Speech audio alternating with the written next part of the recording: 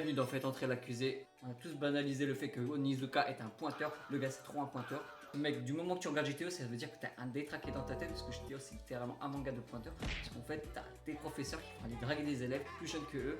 C'est que dans GTO, t'as des scènes totalement abstraites, totalement what the fuck. Parce qu'en fait, t'as des scènes de sexe, t'as des scènes de fou. À quel moment on a banalisé ça? À quel moment on s'est dit GTO c'est un banger, GTO c'est quelque chose, c'est un des mangas les plus connus au monde, c'est quand même GTO, c'est quand même quelque chose de ouf. À la base, l'histoire est bien, le scénario est bien, mais le problème c'est qu'il y a des trucs. En 2026, on peut banaliser ça, t'es sûr? Parce que si GTO c'était sorti il y a tellement longtemps, alors que si GTO était sorti en 2026, je pense que le manga n'aurait pas eu le même effet, la même hype qu'aujourd'hui, parce qu'en fait, avec tout ce qui s'est passé aujourd'hui, GTO aurait eu une fanbase un peu plus réduite, mais quand même, GTO ça reste comme un banger, parce que parfois on a des leçons philosophiques de la part de Monsieur Onizuka, qui reste un des profs les plus Badass.